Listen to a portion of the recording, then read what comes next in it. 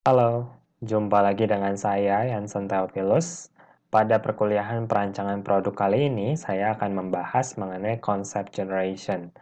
Pada pertemuan-pertemuan sebelumnya, kita sudah membahas mengenai bagaimana mengidentifikasi peluang pengembangan produk, bagaimana kita membuat perencanaan produk dalam bentuk mission statement, lalu kita juga sudah mengidentifikasi kebutuhan dan juga menentukan spesifikasi target dari produk yang akan dikembangkan.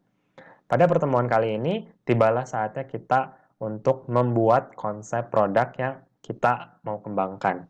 Kita akan mempelajari bagaimana tahapan-tahapan dan metode terstruktur untuk bisa menghasilkan konsep-konsep produk yang kita akan kembangkan.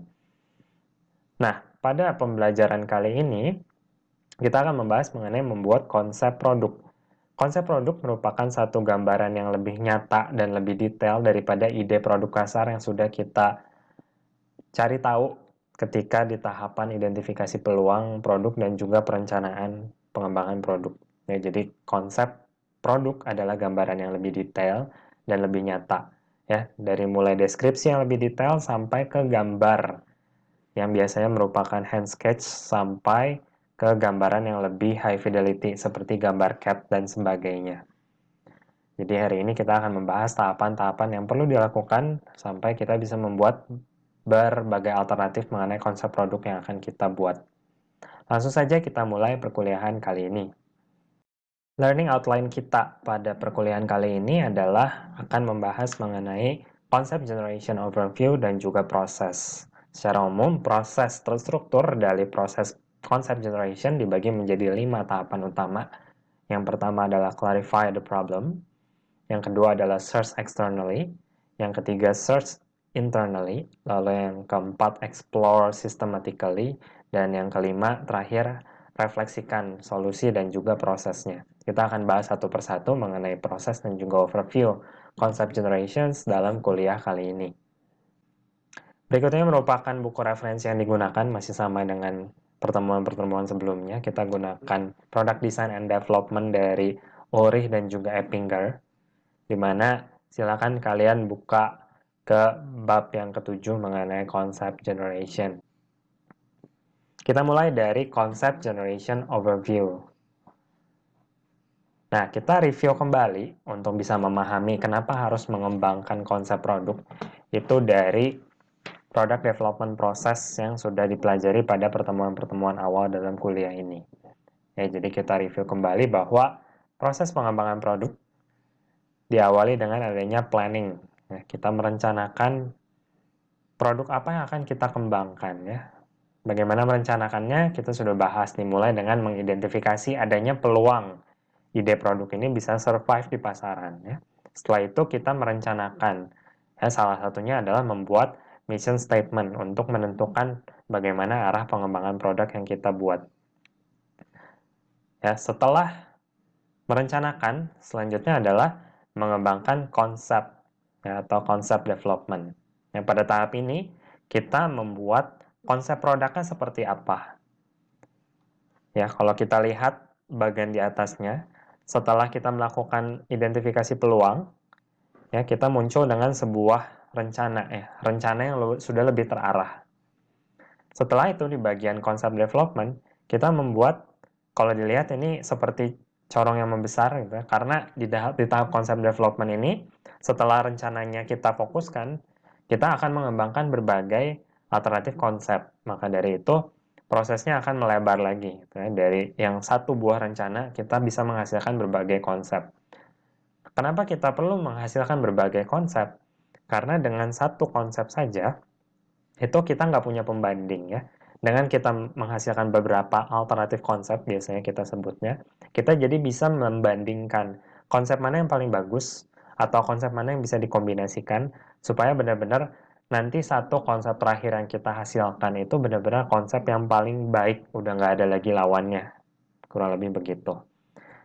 Nah, kita sekarang ada di tahap konsep development. Ya, setelah di tahap konsep development ini kita menghasilkan satu konsep produk terbaik. Selanjutnya kita masuk ke sistem level design. Di sistem level design, dari sebuah konsep produk yang sudah kita buat breakdown komponennya, perancangan yang lebih detail. Jadi sebuah produk itu terdiri dari komponen apa saja, kita benar-benar rancang satu persatu.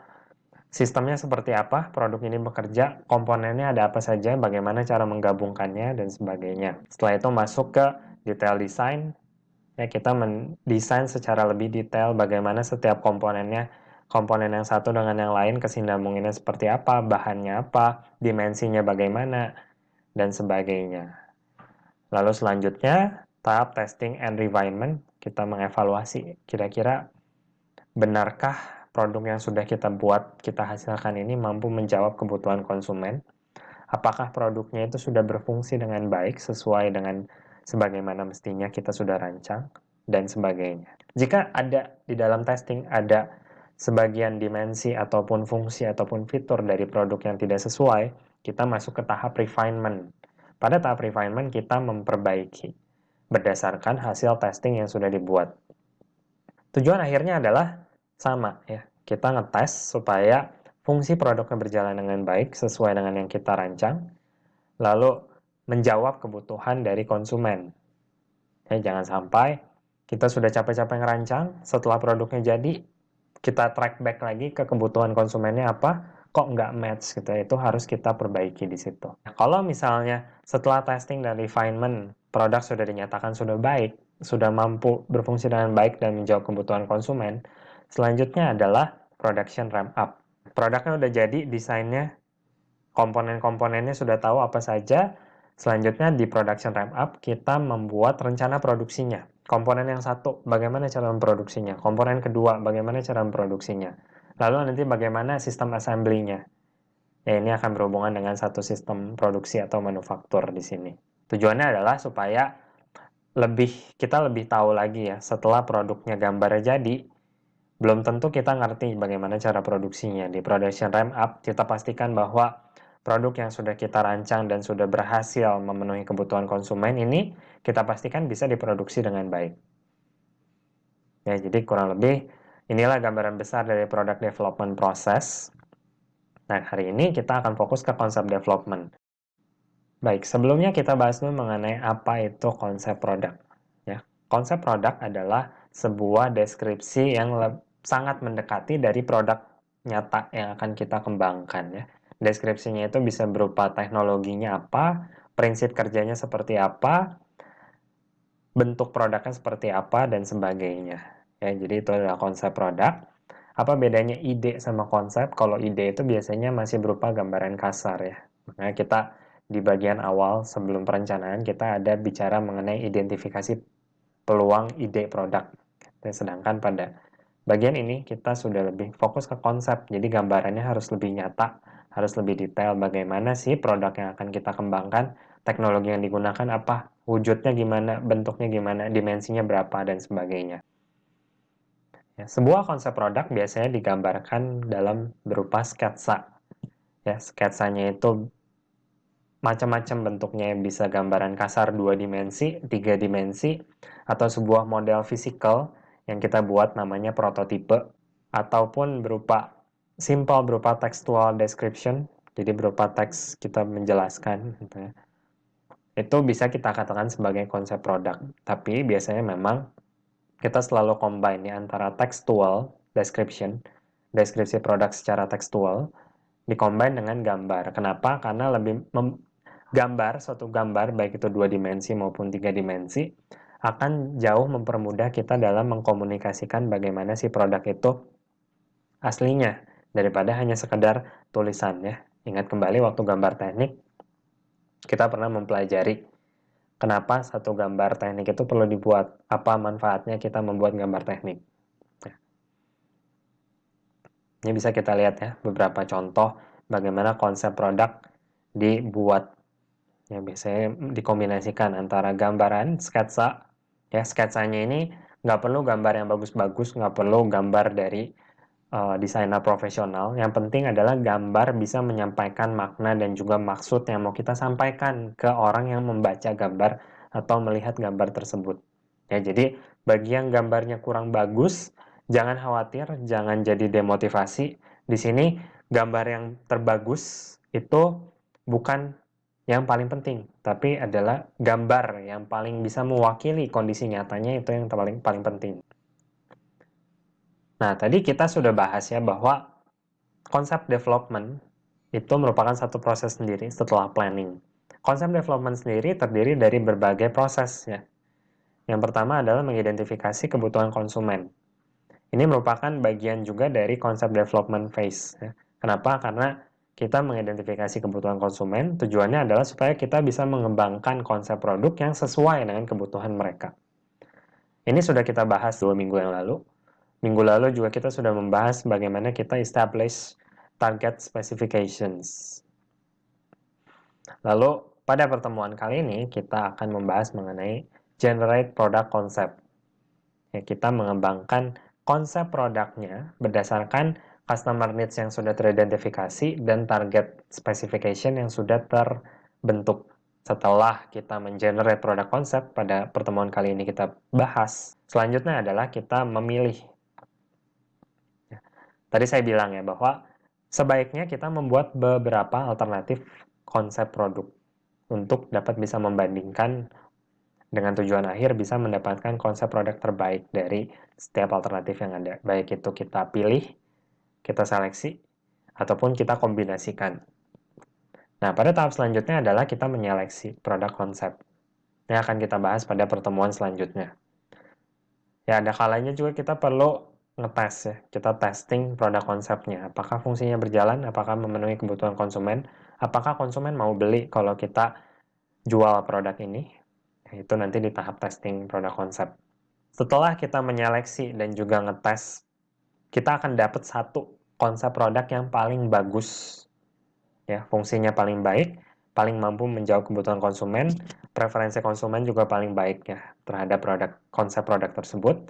Selanjutnya kita menentukan final specifications. Ya, biasanya final specifications itu mengacu ke target specifications. Meskipun dalam praktiknya ada kemungkinan saja terjadi beberapa perubahan-perubahan minor ya, dari final specification terhadap target specification. Ya, ataupun ada penambahan spesifikasi yang lebih detail lagi. Selanjutnya, setelah dapat final specification, kita membuat rencana downstream development. Ya, downstream development itu maksudnya pengembangan yang selanjutnya. Ya, tadi setelah selesai konsep development kan kita akan masuk ke sistem level design, detail design, dan selanjutnya. Nah, di tahap yang terakhir pada konsep development adalah kita merencanakan bagaimana sih what next di tahap yang ini. Kalau dilihat bagannya ini ada tanda panah ke belakang yang berarti sifat dari tahapan konsep development ini adalah iteratif. Iteratif dalam arti kalau kita sudah maju ke tahapan berikutnya, tapi kita ternyata kurang data atau kurang baik pada proses sebelumnya, kita boleh untuk balik lagi ke depan, memperbaiki atau menambahkan, lalu nanti ke belakang lagi gitu ya. Jadi sehingga proses pengembangan produk ini iteratif, nggak harus prosesnya itu forward terus.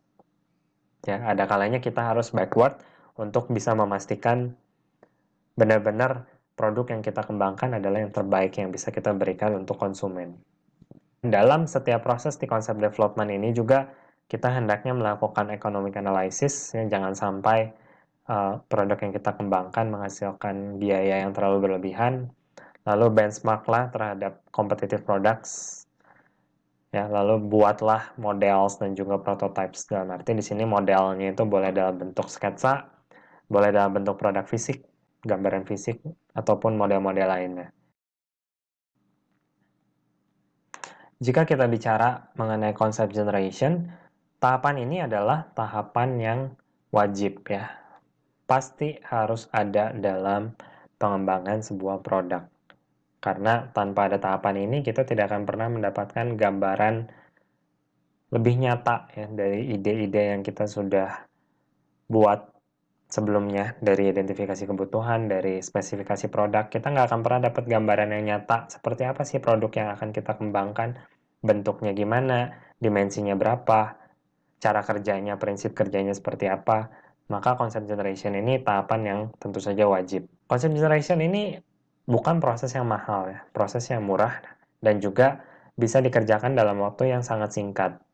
Ya, bahkan dalam beberapa metode pengembangan produk lain seperti Google Design Sprint dan sebagainya, tahap concept generation ini bisa dilakukan hanya dalam waktu 1 hari atau beberapa hari saja, ya, karena waktunya yang tidak memakan banyak waktu dan juga cost juga tidak terlalu banyak, maka bukan tahap yang sulit untuk mengerjakan tahap ini. Nah, ada baiknya kita juga mempertimbangkan untuk mengestimasi kira-kira berapa estimasi biaya dan juga estimasi waktu yang dibutuhkan ya dalam mengembangkan konsep dari produk kita. Ya, dari biaya mungkin kita bisa menghitung berapa biaya dari tim yang harus dikeluarkan oleh tim, baik itu gaji kalau ada, bayaran ataupun konsumsi dan sebagainya, ataupun ada kalau kita mau membuat model-model fisik seperti prototipe fisik gitu ya, kita harus mempertimbangkan juga berapa cost-nya. Kalau dari segi timeline, kita bisa lihat kira-kira berdasarkan pengalaman sebelumnya membutuhkan waktu berapa lama untuk menghasilkan konsep seperti ini. Contohnya ini, sebuah produk hand nailer dari merek Postage. Hand nailer sendiri merupakan alat untuk memasangkan paku. Ya, kalau paku biasa kita harus pukul-pukul pakai palu. Kalau dengan produk ini, kita hanya tinggal menempelkannya pada bidang yang akan kita tempelkan, lalu kita tinggal menekan tuasnya seperti menggunakan pistol. Itu adalah fungsi dari hand nailer secara umum. Nah, pada produk ini, concept generations diketahui menghabiskan kurang dari 5% dari budget pengembangan produk ya. Budget pengembangan produk di sini bukan budget berapa cost untuk menghasilkan produk ini ya. Dan juga menghabiskan 15% dari development time ya, bukan waktu yang sebenarnya tidak terlalu singkat juga tapi bukan waktu yang panjang ya dalam proses pengembangan produk. Selanjutnya kita membahas mengenai 5 tahapan dalam concept generation. Ya, ada 5. Yang pertama adalah clarify the problem. Ya, tujuan dari tahapan yang pertama ini adalah untuk kita bisa memahami detail dari problem atau fungsi dari produk kita, dan juga kita bisa fokus ke problem-problem yang lebih utama, lebih harus diprioritaskan daripada problem yang lain. Misal, kalau kita tadi bicara mengenai hand nailer yang dikembangkan, kalau kita mau membuat desain hand nailer yang lebih baik daripada desain-desain yang ada sebelumnya, tanpa tahapan ini kita akan bingung, kira-kira di bagian problem yang muncul itu di bagian fungsi yang mana dari hand nailer tersebut. Ya, misalnya hand nailer ada fungsinya ya. Kita tahu bahwa fungsinya adalah memasangkan paku ke tembok misalnya. Kita cari tahu ya, problemnya sebenarnya apa yang ada di produk ini. Kalau misalnya kita tidak mengklarifikasi problemnya, kita akan bingung di bagian yang mana. Maka di tahap yang ini kita memetakan nanti ya. Misal dari hand nailer yang tadi, ternyata sub problem yang harus kita perbaiki adalah pada transfer energinya. Kalau yang sekarang, hand nailer itu misalnya mostly menggunakan kabel. Ya, menggunakan listrik AC pakai kabel. Harus dicolok. Ya, sehingga kalau misalnya kita mau menggunakan hand nailer ini di posisi-posisi yang sulit, di ketinggian dan sebagainya, kita susah cari colokan ya. Mau nggak mau kita harus pakai pemanjang kabel dan itu sangat merepotkan. Belum lagi resiko kalau misalnya kita di tempat-tempat yang basah misalnya.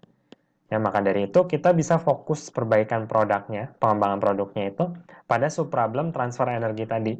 Oh, solusinya adalah kita buat hand nailer yang portable, menggunakan baterai atau menggunakan energi lainnya selain listrik, supaya nggak perlu lagi ada kabel yang harus standby selalu dicolok ke sambungan listrik AC. Ya, itu salah satu contoh bagaimana tujuan kita mengclarify problem.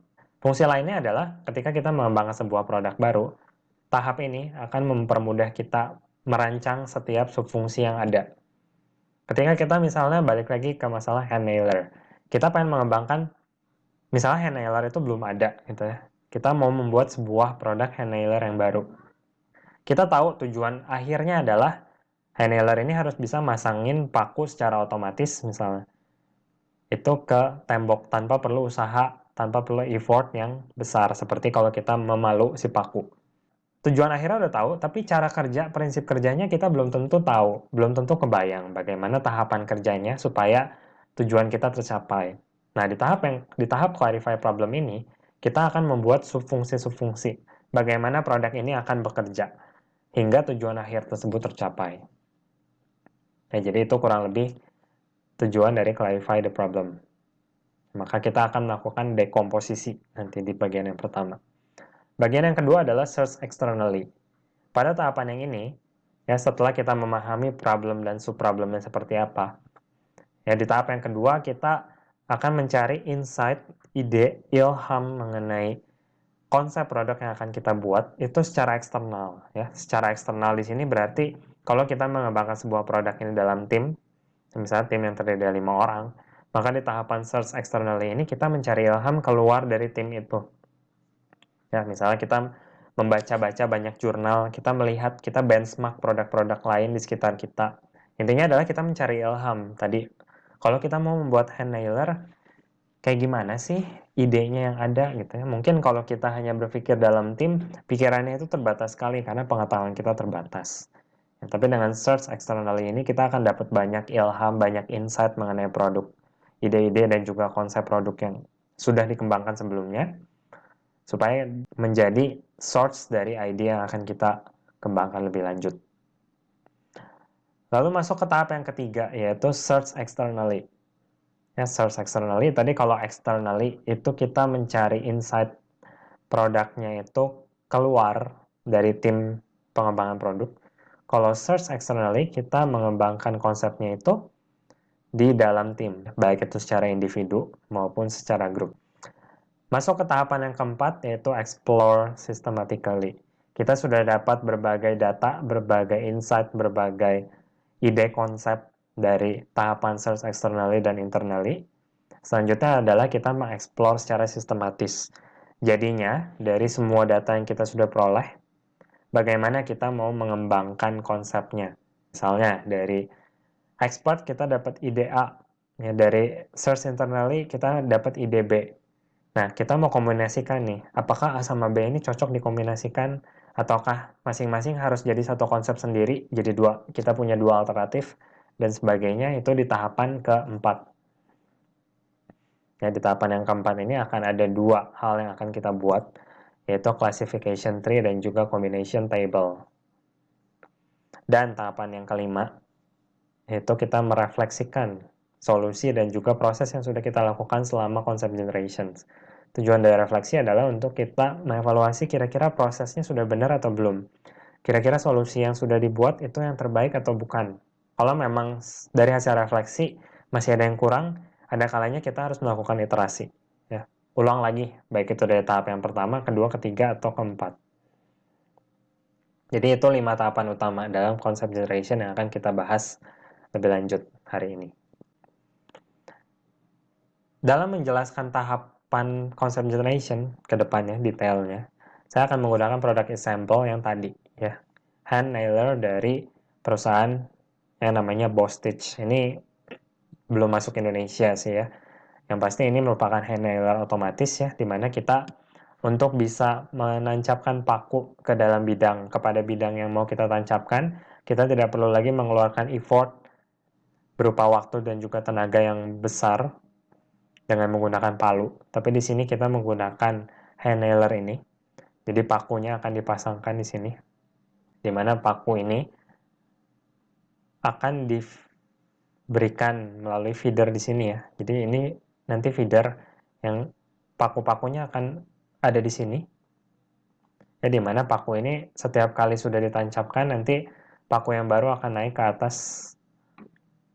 Ya, lalu ketika kita tarik tuasnya akan ada sebuah mekanisme di sini yang akan mendorong si paku ini secara kencang dan juga cepat ke bidang yang akan kita tancapkan. Ya, sehingga proses memaku menjadi proses yang sangat mudah dan juga singkat dengan adanya hand nailer tersebut. Ya, ceritanya di sini Bostitch ini akan mengembangkan produk yang sudah ada. Jadi hand nailer itu bukan produk yang baru lagi, tapi memang saat ini masih banyak kekurangan.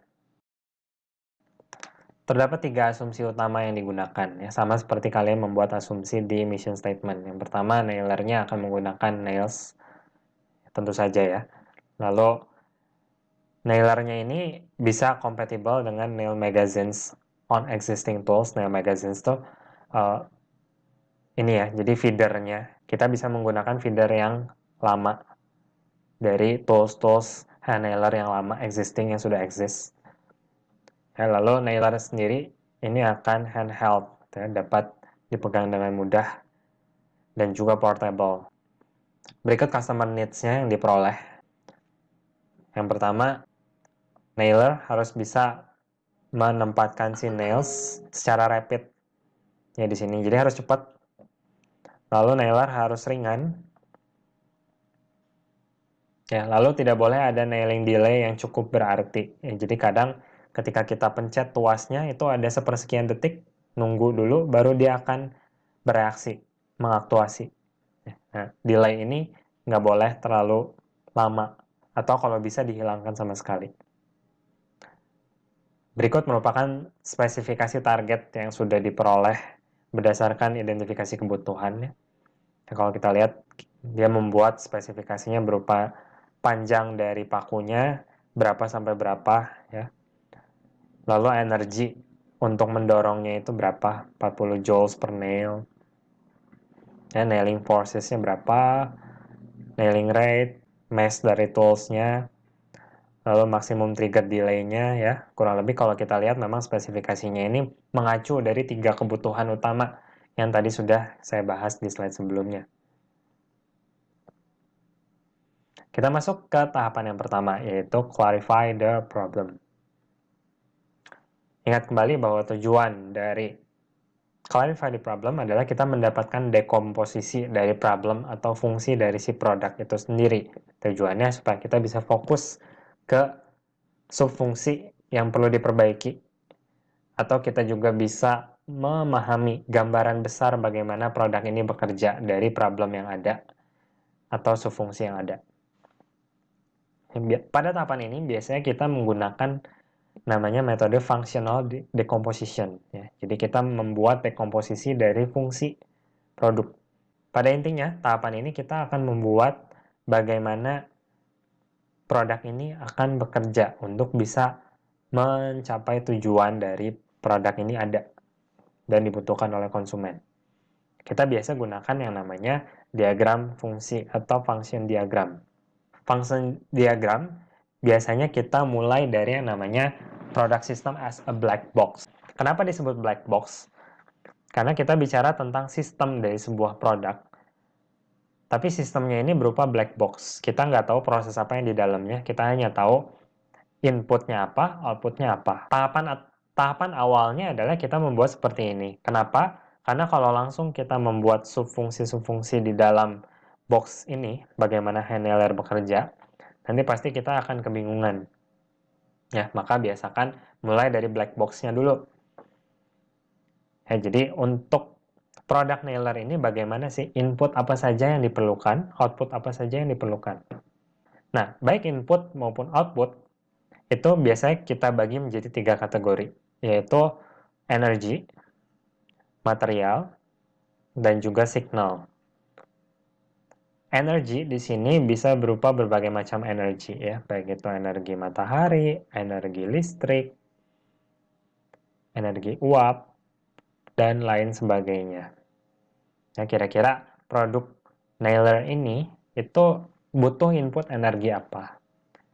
Nah, dalam kasus ini ceritanya energinya kita masih belum tahu ya. Apakah kita pakai mechanical energy atau kita pakai electric energy dan sebagainya. Kalau memang belum tahu, diberikan saja tanda tanya seperti ini. Tapi kalau kita sudah menentukan dari awal, oh saya pasti pakai listrik ya, baik itu listriknya itu baterai maupun listrik AC yang kita belum tahu sebenarnya. Ya, maka di sini ditulis saja langsung tanda tanya kita rubah menjadi elektrik. Ya, yang kedua adalah material. Ya, ada input material apa ke dalam si handheld nailer ini? Karena fungsi handheld nailer ini mengarahkan paku untuk menancapkannya, maka udah pasti ada material berupa paku itu sendiri. Lalu yang ketiga adalah signal. signal ini berasal dari kata sign yang berarti pertanda. Pertandanya ini, signalnya ini bisa macam-macam. Bisa berupa sinyal digital, bisa juga berupa sinyal-sinyal analog, atau bisa juga berupa pertanda lainnya. Ya, kalau di sini adalah tool trip atau pergerakan dari si tool. Kenapa pergerakan ini merupakan input juga? Karena ingat kembali bahwa handheld nailer ini kita akan posisikan dengan menggunakan tangan. Tanpa ada pergerakan atau perpindahan lokasi dari handheld nailer ini, kita nggak akan pernah bisa mencapai tujuan, yaitu menancapkan nailer di tempat yang seharusnya. Maka di sini signalnya adalah tool trip. Untuk setiap jenis atau untuk setiap kategori input, itu kita gunakan jenis panah yang berbeda. Untuk energi kita menggunakan panah yang seperti biasa, seperti ini. Untuk yang material kita gunakan panah yang lebih tebal. Dan untuk yang berupa signal, itu kita gunakan panah yang seperti putus-putus, garis putus-putus. Ya. Begitu juga dengan output. Output di sini itu juga menggunakan 3 kategori yang sama seperti input. Ada energi, ada signal, ada material. Nah, pada handheld nailer, output yang kita harapkan adalah nail yang terarahkan dan tertancap. Ya. Di sini menggunakan istilah driven nail. Apakah ada output berupa energi? Tidak ada. Apakah ada output berupa signal? Tidak ada atau tidak tahu. Maka bisa diberikan tanda tanya. Sedangkan untuk materialnya itu driven nail. Nah, Pak, apakah 3 kategori input dan output ini harus selalu ada dalam setiap diagram fungsi? Jawabannya tidak. Ya, disesuaikan kembali dengan produknya seperti apa. Ada produk yang hanya berfungsi untuk mengalirkan material, memindahkan material dari satu tempat ke tempat yang lainnya. Input dan juga outputnya pasti ada material. Outputnya belum tentu ada energi, belum tentu ada signal. Ya, jadi benar-benar disesuaikan lagi input produknya apa, output produknya apa. Tidak selalu harus ada 3 kategori ini. Nah, selanjutnya ketika kita sudah memetakan input outputnya, kita membuat bagian dalam dari box-nya. Kalau tadi di awal kita berbicara tentang sistem as a black box. Kalau di function diagram final, kita membuat subfungsinya. Subfungsinya ini kurang lebih bagaimana input itu bekerja untuk dapat menghasilkan output. Ya, tentu saja dalam sebuah input, setiap input pasti ada fungsinya, ada kontribusinya untuk menghasilkan output. Ya, kita ingat kembali apa definisi sistem. Bagaimana setiap komponen input saling bekerja sama untuk dapat mencapai tujuannya. Biasanya tujuannya itu berafiliasi dengan outputnya yang dihasilkan. Ya, contohnya adalah pada handler berikut. Dia menggunakan energi. Energinya itu selanjutnya akan berproses ya, akan disimpan. Jadi external energy, apapun bentuknya itu akan disimpan. Ya, lalu apapun energinya itu akan dikonversi menjadi energi translasi. Kenapa energi translasi? Tentu saja karena output terakhir kita adalah nailnya itu harus bergerak tertancap, diberikan gaya kepada bidang yang akan kita tancapkan, maka perlu ada energi translasi di sini. Ya, lalu nails. Nails akan disimpan, pasti perlu disimpan dulu ya, nggak mungkin kita itu setiap kali ngarahin, masukin pakunya, tembak, terus kita harus masukin lagi pakunya tembak, akan sangat wasting time. Maka ada baiknya bisa di store dulu ya nailsnya, misalnya isi 30, isi 50, disimpan dulu sehingga kita itu refillnya itu nggak harus setiap satu paku gitu. Setelah di store lalu di isolate ya, di bagian isolate ini artinya adalah kita diarahkan, diposisikan nailnya itu supaya siap untuk ditembakkan, ditancapkan. Selanjutnya signal berupa trip of tool. Yang pertama, si pengembang menggunakan istilah sense trip. Sense trip itu artinya adalah toolsnya ini digerakkan, diarahkan pada satu lokasi tertentu. Lalu yang selanjutnya adalah trigger tool. Ya, trigger tool itu dalam arti triggernya itu ditekan. Itu merupakan sebuah signal untuk proses selanjutnya. Nah, ketika energi yang kita simpan dikonversikan menjadi energi translasi, lalu nailnya sudah di-isolate pada tempatnya, lalu trigger toolsnya sudah ditekan. Proses selanjutnya adalah mereka akan berkombinasi ya untuk mengaplikasikan energi translasi kepada nail ketika nail tersebut sudah diarahkan. Nah, sehingga tercapailah outputnya yaitu driven nail. Ya, jadi itu kurang lebih bagaimana kita menggambarkan function diagram. Tujuan akhirnya adalah nanti kita kan sudah dapat nih subproses-subprosesnya ya semua. Setiap subproses ini kita akan buat kombinasinya kelak di tahapan explore systematically. Misalnya, store or accept external energy. Ini caranya gimana? Ada alternatif cara apa saja? Ada alternatif prinsip kerja apa saja? Sehingga nanti dari alternatif itu akan dikombinasikan untuk menghasilkan sebuah konsep produk. Selain kita mendekomposisi problem menggunakan functional decomposition, ada juga cara lain. Yang pertama adalah kita mendekomposisi berdasarkan sequence of user actions. Ya, biasanya ini disebut dengan customer journey map atau user journey map, di mana ini kita mendekomposisi tapi bukan menggunakan diagram fungsi, tapi kita mendekomposisi berdasarkan aksi dari user, tahapannya apa saja. Dari user mulai memberikan input sampai user menerima outputnya. Contohnya kalau yang bagian hand nailer, berarti pertama dekomposisinya adalah memindahkan tool untuk nailing positionnya, mau ditancapkan di mana. Terus kita memposisikan tool secara precise. Lalu triggering the tools, ya kita pull the trigger. Itu contohnya. Jadi kita mendekomposisi itu berdasarkan sequence of user actions. Lalu yang selanjutnya kita juga bisa mendekomposisi berdasarkan key customer need. Ya, key customer needs. Untuk yang dekomposisi berdasarkan sequence of user actions, itu biasanya kita gunakan ketika suatu produk ini memang mempunyai interaksi dengan user yang sangat intensif. Ada banyak sekali dan juga macam-macam interaksinya. Yang bisa kita gunakan misalnya untuk produk mainan, ya, untuk produk-produk interaktif seperti smartphone dan lain-lain, itu kita bisa gunakan dekomposisi yang user actions. Lalu ada juga dekomposisi berdasarkan key customer needs. Ya, biasanya untuk dekomposisi berdasarkan key customer needs ini approach-nya useful untuk produk-produk yang primary problemnya tidak bekerja berdasarkan teknologi tertentu. Ya, misalnya toothbrush atau storage containers, ya, ini produk-produk yang memang problemnya itu tidak terselesaikan dengan adanya sebuah teknologi yang membutuhkan misalnya signals, perpindahan material, perpindahan signals, perpindahan energi. Ya, jadi produk-produk yang lebih sederhana bisa menggunakan dekomposisi by key customer needs.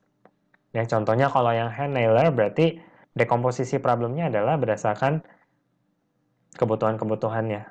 Tujuan akhirnya sama sebenarnya, dekomposisi dengan functional, user action maupun customer needs, tujuan akhirnya sama ya.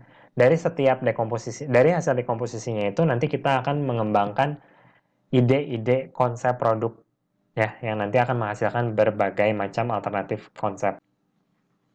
Dalam problem decomposition kita harus mencoba fokus ya, berikan initial efforts atau efforts yang paling prioritas itu kepada critical subproblem.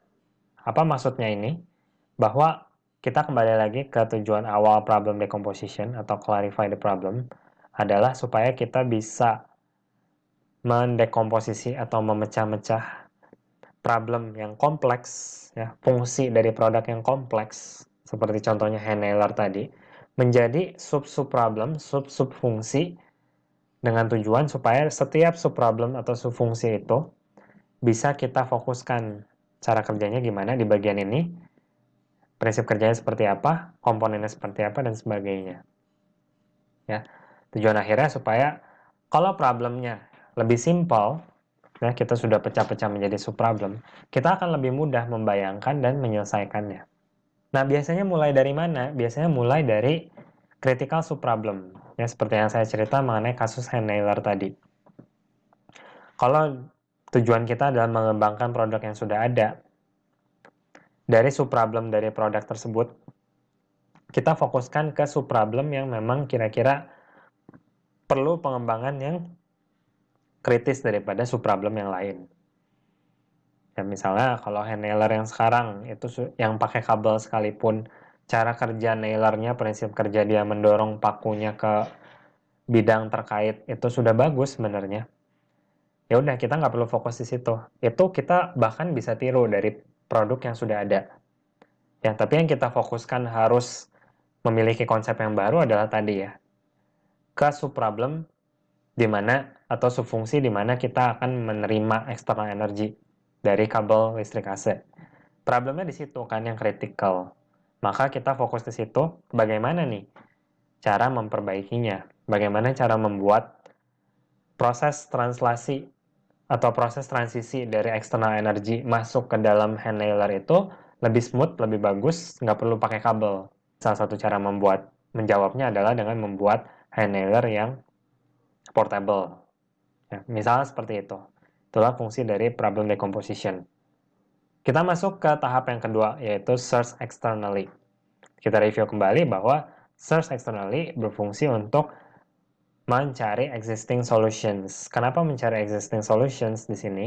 Karena search externally itu biasanya kita mempelajari, kita melakukan studi berdasarkan produk-produk yang sudah ada sebelumnya. Karena tidak mungkin ya kita misalnya mencari paten, kita mau mempelajari sebuah paten dari benchmark produk. Nah, mungkin kita mendapatkan paten dari produk yang akan kita kembangkan toh. Maka di sini tujuan utamanya adalah kita mencari solusi existing.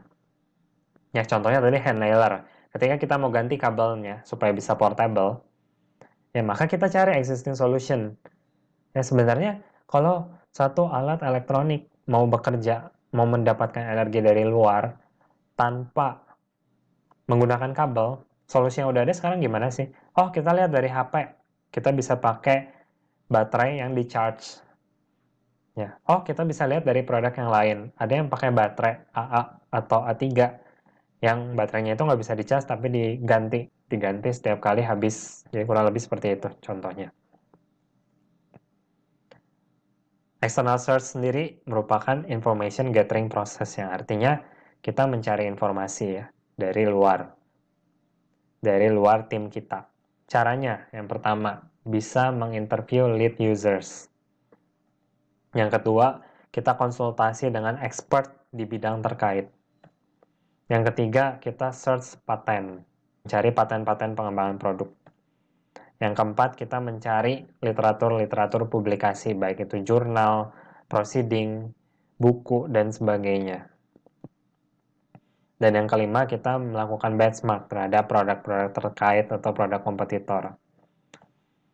Nah, yang pertama, interview lead users. Nah, siapa itu lead users? Lead users adalah user dari produk ya, yang sudah mengalami atau sudah memiliki kebutuhan terhadap produk yang akan kita kembangkan ya dalam waktu yang cukup lama, dalam beberapa tahun ya sebelum mayoritas market.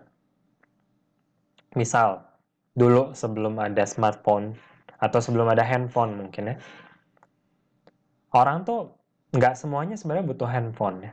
Yang butuh handphone adalah mereka-mereka yang memang terbiasa untuk harus komunikasi jarak jauh, mau nggak mau dia harus pakai surat atau dia harus pakai telepon umum misalnya atau telepon rumah. Nah, lead user adalah orang-orang yang memang punya needs tersebut, needs akan handphone bahkan jauh sebelum handphone ini ada. Ya, yaitu orang-orang yang memang butuh komunikasi setiap hari dengan orang yang jauh. Misalnya mereka yang LDRan, tapi kalau orang yang sehari-hari jarang pakai telepon biasa, ya keluarganya, teman-temannya, area kerjanya dekat semua, itu belum bisa termasuk lead user karena sebenarnya ya mereka itu sebenarnya nggak butuh-butuh amat telepon genggam ini atau handphone ini sebelum handphonenya ada. Tapi beda cerita kalau handphonenya sudah ada. Ya, kalau handphonenya sudah ada, ya bisa jadi mereka akan jadi user karena memang mereka jadi merasakan, oh iya ya saya butuh, ini akan mempermudah saya. Itulah yang dimaksud dengan lead user. Ya, maka bisa dikatakan bahwa lead user itu akan menerima manfaat atau benefit yang paling substansial, yang paling besar dari inovasi produk ini. Karena memang dia butuh banget nih, bahkan sebelum produknya ada ini dia paling butuh, dia sudah lama banget butuh, ya. Itu yang dimaksud dengan lead users. Nah, lead users itu bisa dicari, bisa kita temukan ya di market di mana tim ini sedang mendevelop new product, yaitu jelas ya, di market target pasar yang akan di mana produk ini akan kita launch ke mereka. Atau di pasar lainnya di mana pasar ini adalah berisi orang-orang yang memang membutuhkan produk yang memiliki subfungsi yang sama. Contohnya tadi telepon genggam ya. Telepon genggam, kalau memang belum ada pasar telepon genggam saat itu, ketika telepon genggam pertama dikembangkan, pasar mana yang akan dicari oleh si pengembang telepon genggam tersebut atau handphone tersebut? Ya pasti pasar orang-orang yang membutuhkan telepon umum, pasar orang-orang yang membutuhkan telepon rumah, atau pasar orang-orang yang membutuhkan layanan surat secara intensif, post mail dan sebagainya. Jadi pasar lainnya, tapi produk lainnya tersebut itu memiliki subfungsi yang sama. Baik itu satu atau beberapa subfungsi yang sama dengan produk yang akan kita kembangkan. Itu lead users ya. Kenapa lead user penting? Karena kita akan jauh lebih banyak mendapatkan input mengenai ide dari konsep dari produk yang akan kita kembangkan itu dari lead user daripada dari user yang oke, nanti dia akan jadi pasar kita. Tapi saat ini tuh sebenarnya mereka bukan merupakan orang yang benar-benar butuh yang akan menerima manfaat dari produk yang kita kembangkan. Ya, jadi itu merupakan lead users. Selanjutnya adalah konsultasi dengan expert. Konsultasi dengan expert merupakan salah satu bagian favorit dari pengembangan konsep dari saya pribadi. Kenapa? Karena mereka akan membantu kita provide solution concept dan juga redirect the search. Misal, kita bicara hand nailer yang tadi ya. Mungkin kita orang yang bisa menggambar, kita orang yang memahami cara mengembangkan produk. Tapi apakah kita merupakan expert yang memahami di lapangan seperti apa sih proses menancapkan paku? Ya, seperti apa sih proses memposisikan paku ke bidang terkait? Mungkin kita belum tentu pernah mengalaminya, meskipun kita bisa ngerancangnya, tapi kita benar-benar nggak tahu gitu ya. Kira-kira solusi yang tepat untuk hand nailer yang inovatif itu seperti apa? Expert akan membantu kita memberikan input mengenai bidang-bidang yang tidak kita kuasai. Meskipun kita menguasai bagaimana cara merancang produknya, belum tentu kita menguasai permasalahan dan juga kebutuhan di bidang tersebut. Expert ini akan melengkapi kita. Selain itu, expert akan membantu kita meredirect.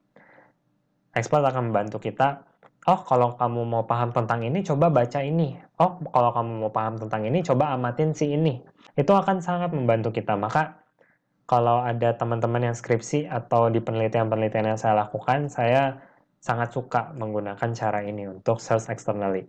Ya, saya akan cari expert untuk mengembangkan konsep bersama-sama dengan saya, di mana expert ini berisi orang-orang yang akan melengkapi saya. Saya nggak tahu A, saya cari expert di bidang A. Kalau saya udah tahu B, kita nggak perlu lagi cari expert di bidang B.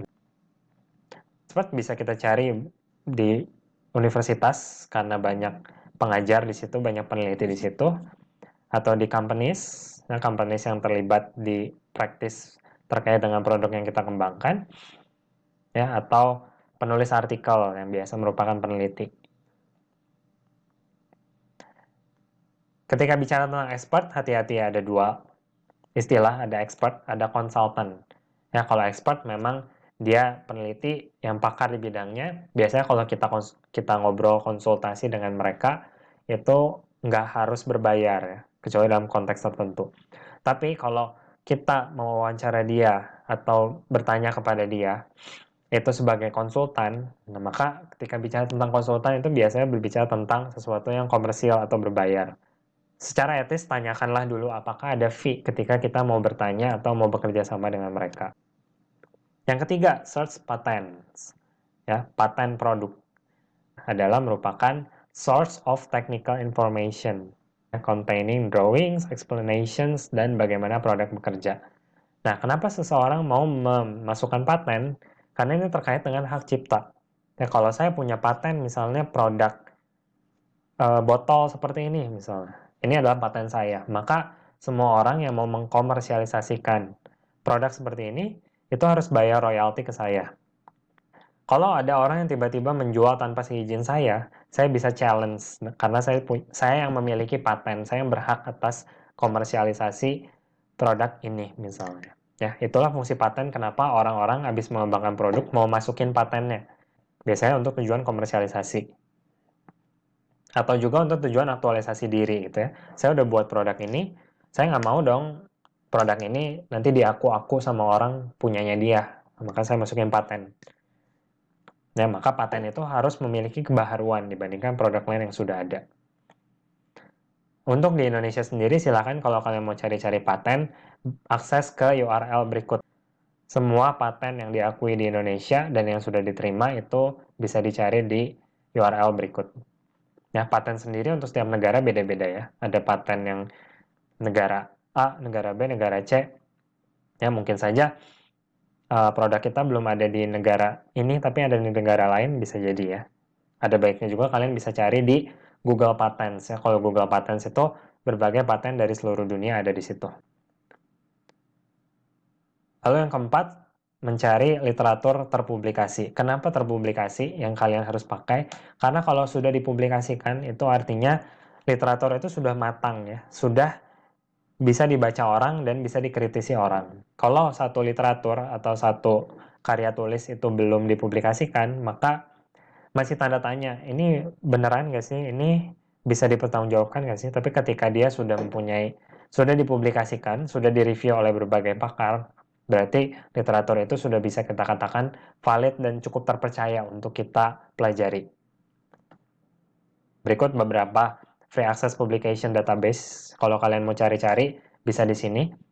Ya, kalau untuk jurnal-jurnal atau publikasi Indonesia bisa cari di portal Garuda di Google Scholars.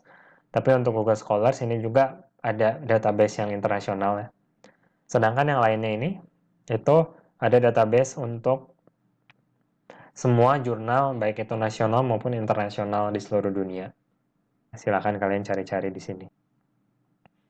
Lalu yang terakhir adalah benchmark related products. Ya, pada tahap benchmark related products ini kita sama seperti waktu di tahapan target specification, kalian juga melakukan benchmark di Haoki ya. Hanya saja benchmark di sini tujuannya adalah untuk mendapatkan insight, oh produk lain konsepnya gini, produk lain konsepnya gini. Kalau bagus, kita ATM, amati, tiru, modifikasi. Kalau jelek, kita hindari. Jangan sampai konsep gini muncul di produk kita karena dia nggak berhasil. Selanjutnya kita akan membahas tahapan concept generation yang ketiga, yaitu search internally. Silahkan kalian istirahat dulu, karena tahap 3-5 akan kita bahas di video yang part kedua. Silahkan istirahat mungkin 5 menit, minum dulu, supaya kalian bisa kembali fokus setelah sekitar 50 menit kita membahas di video yang pertama ini. Ya, sampai bertemu di video yang part kedua. Jangan lupa ditonton ya. Terima kasih.